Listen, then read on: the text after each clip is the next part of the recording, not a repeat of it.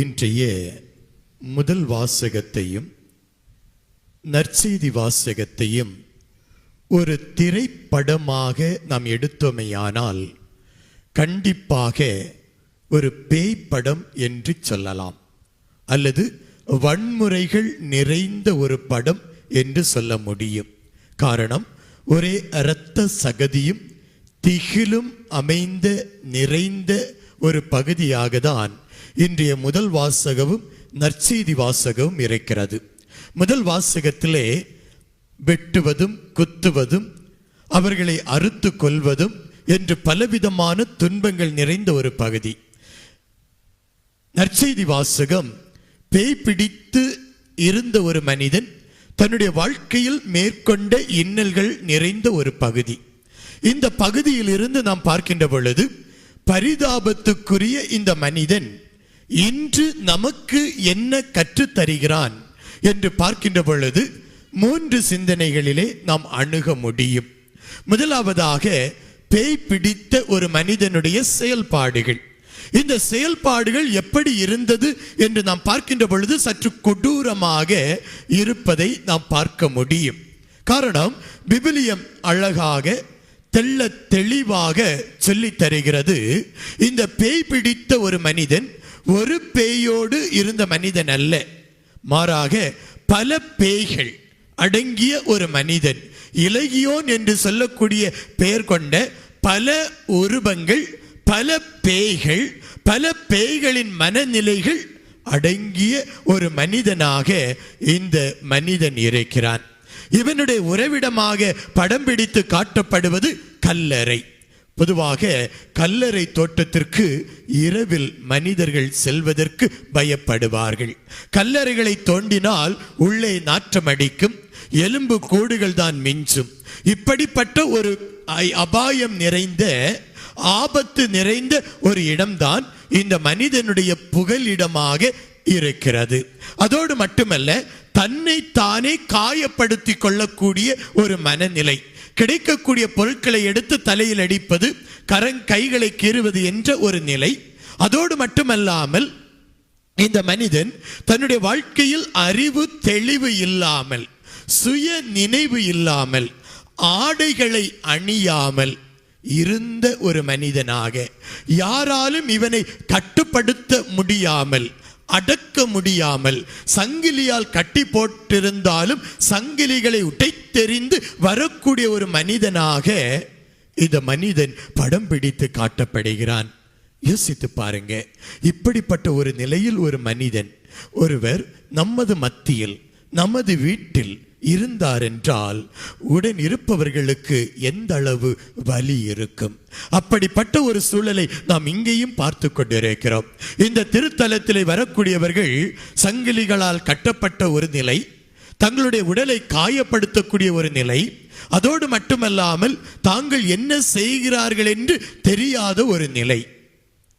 கடந்த 6 மாதங்களுக்கு முன்னால் இங்கிருந்த ஒரு சகோதரி ஒரு இடத்திலிருந்து இங்கே வந்திருந்தார்கள். அவர்களுக்கு எப்படி குட் நியூஸ் நகர் தெரிந்தது என்று தெரியாது. அன்று காலையில் ஜெபத்துக்கு வந்திருக்கிறார்கள் வண்டியில். சாயந்தரம் அந்த சகோதரி இங்கிருந்து நடந்து, யாருக்கும் தெரியாமல் நடந்து குட் நியூஸ் நகருக்கு வந்தார்கள். நான் ரூமில் உட்கார்ந்துருக்கிறேன். திடீரென கதவை திறந்து உள்ளே வராங்க. நான் பயந்துட்டேன்.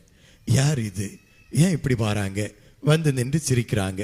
சிரித்துட்டு யாருன்னு கேட்க முன்னாடியே கதவை திறந்துட்டு ஓடுறாங்க. ஓட்டம் வெளியில் ஓடும்போது எங்களுடைய பிரதர்ஸ் எல்லாம் அந்த பக்கம் தான் இருக்கிறாங்க.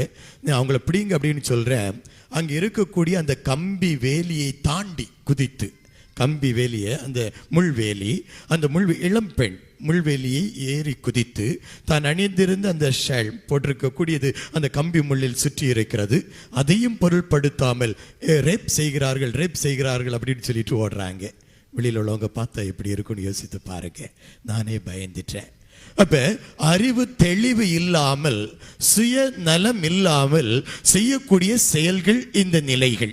இதே நிலைகள் பேயால் பாதிக்கப்பட்ட மனிதனிடம் மட்டும் இருப்பவை அல்ல, மாறாக சராசரி மனிதனிடமும் இந்த நிலைகளை நாம் பார்க்க முடியும். எப்படி பார்க்க முடியும் என்றால், தன்னை அடக்க இயலாமல், தன்னை அடக்க இயலாமல் என்று சொல்லுகின்ற பொழுது கோபத்தை அடக்க முடியாமல், போதை தரக்கூடிய நிலைகளை அடக்க இயலாமல் இன்று தங்களை தாங்களே காயப்படுத்திக் கொள்ளக்கூடிய எத்தனை மனிதர்கள் நமது மத்தியிலே வாழ்ந்து கொண்டிருக்கிறார்கள், நமது குடும்பத்திலே வாழ்ந்து கொண்டிருக்கிறார்கள். அதோடு மட்டுமல்ல, சொல்லுவார்கள் கோபம் வந்தால் என்னால் அடக்க முடியல, நான் என்ன செய்கிறேன் என்று எனக்கு தெரியல அப்படின்னு சொல்லுவாங்க. இதுவெல்லாம் பேய்களை விட கொடூரமான ஒரு மனநிலை. அதோடு மட்டுமல்ல, தன்னைத்தானே காயப்படுத்திக் கொள்வது. ஒரு சிலர் சொல்லுவாங்க, எனக்கு கோபம் வந்தால் நான் என்ன செய்கிறேன்னு எனக்கு தெரியல, கையில் பிளேடால் அறுக்கிறேன். ஒரு சிலர் கையை பார்த்தா தெரியும், பிளேடால் அறுத்து இருக்கக்கூடிய காயங்கள், பிள்ளைகள். அதோடு தீயால் சுடுவது, ஏதாவது சட்டியில் வைத்துட்டு சுட்டு விடுவாங்க. அதோடு மட்டுமல்ல, தலையை கொண்டு மோதுவது, சுவரில் மோதுவது, கரங்களால் மார்பிலை இடிப்பது, தங்களை தாங்களே காயப்படுத்திக் கொள்வது. பேய்களை விட கொடூரமான நிலைகள் தான் இன்று மனித வாழ்க்கையிலும் இருந்து கொண்டிருக்கிறது. இந்த நிலைகள் மாற வேண்டும்.